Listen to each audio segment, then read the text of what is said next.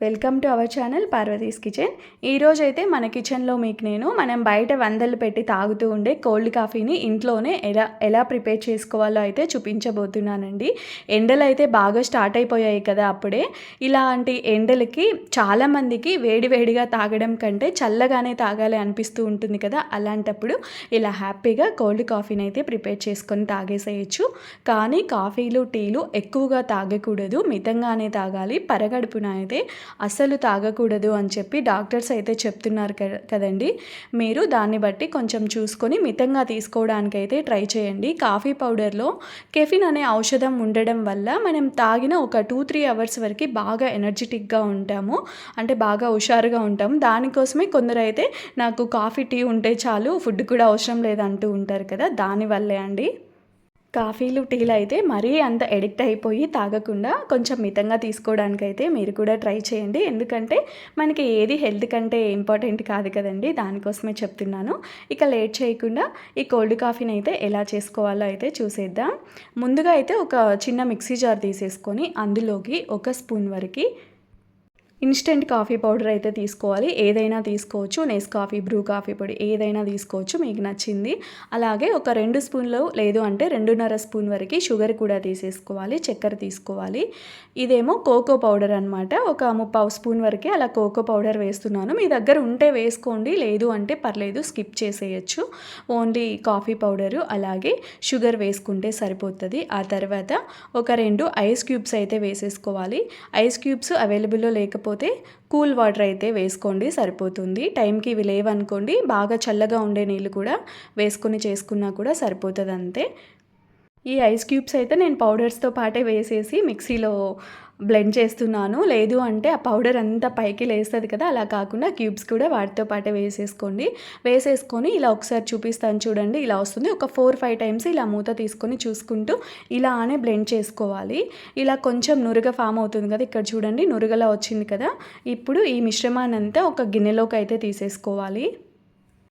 మన దగ్గర బీటర్ ఉంటే ఈజీ అవుతుందండి. కాఫీ బీటర్ ఉంటుంది కదా, చిన్నది ఒకటి హ్యాండ్ బీటరు, అదైతే కొంచెం ఈజీగా అయిపోతుంది. అవి అందరికీ అవైలబుల్లో ఉండవు కదా, దానికోసమే నేను ఇప్పుడు ఇలా చూపిస్తున్నాను. ఎవరైనా ఈజీగా చేసేసుకోవచ్చు. ఒక గిన్నెలోకి వేసుకున్న తర్వాత ఇలా బాగా బీట్ చేసేసుకోవాలి. ఇక్కడ చూడండి మనము విస్కర్ ఉంటుంది కదండి, ఆ విస్కర్తోనే అయితే నేను చేసేస్తున్నాను ఇక్కడ. ఆ విస్కర్తో బాగా విస్క్ చేసేసుకోవాలి. మనం మజ్జిగ చేసుకుంటూ ఉంటాం కదండి, అలానే మంచిగా 2 హ్యాండ్స్తో ఇలా చేసేసుకుంటే సరిపోతుంది అంతే. ఇలానే నురగ వస్తుంది చూసారా, ఇలా చేస్తూనే ఉండాలండి. ఒక 15-20 మినిట్స్ అయితే టైం పడుతుంది ఖచ్చితంగా ఇలా చేయడం వల్ల. లేదు అంటే మీ దగ్గర కాఫీ బీటర్ ఉంటే దాంతో చేసేసుకోండి, కొంచెం త్వరగా అయిపోతుంది, ఈజీగా చేసేసుకోవచ్చు. చూసారా, ఇలా చేస్తూ ఉండే కొద్దీ ఇలా ఫామ్ అవుతుందన్నమాట. ఇంక ఇలానే చేసుకుంటూ ఈ క్యాపుచినోని రెడీ చేసేసుకోవాలి. ఇక్కడ చూడండి, ఇలా ఇంకా మనం చేసే కొద్దీ బాగా ఫామ్ అవుతూ ఉంటుందన్నమాట. నేనైతే ఇంకా ఇంతటితో అయితే స్టాప్ చేసేస్తున్నాను. ఇంకా మనం చేసే కొద్దీ బాగా కొంచెం గట్టిగా తయారవుతుంది. ఇంకా ఇక్కడ చూడండి, ఇలా అయితే చేసేసుకోవాలి. మీకు ఓపిక ఉంటే ఇంకా కొంచెం బాగా అయినా చేసుకోవచ్చు. ఇలా క్యాపుచినోని రెడీ చేసి పెట్టేసుకోవాలి. తర్వాత ఒక కాఫీ కప్ అయితే తీసేసుకోవాలి. మీరు ఏ సైజులో తాగాలి అనుకుంటే ఆ సైజు కాఫీ కప్ అయితే తీసేసుకోండి. నేనైతే ఇక్కడ చిన్నదే తీసుకుంటున్నాను. చాక్లెట్ సిరప్ చుట్టూ అయితే కొంచెం వేసేస్తున్నాను. ఇదైతే ఆప్షనల్ అండి, ఉంటే వేసుకోండి, కలర్ఫుల్గా కనిపిరావాలంటే వేయాలంతే. లేదు చాక్లెట్ సిరప్ ఇష్టం ఉన్నా కూడా హ్యాపీగా వేసుకొని తాగేసేయచ్చు. అవైలబుల్లో లేని వాళ్ళు స్కిప్ చేసేయచ్చు. తర్వాత ఒక ఐస్ క్యూబ్ కూడా వేసేసాను. కొంచెం పెద్ద కప్ అనుకోండి, ఒక 2-3 ఐస్ క్యూబ్స్ అయితే వేసేసుకోండి. ఐస్ క్యూబ్ తర్వాత మనం ఇందాక రెడీ చేసి పెట్టుకున్న ఈ క్యాపుచినోని ఒక 2 స్పూన్స్ వరకు అయితే తీసుకుంటున్నాను.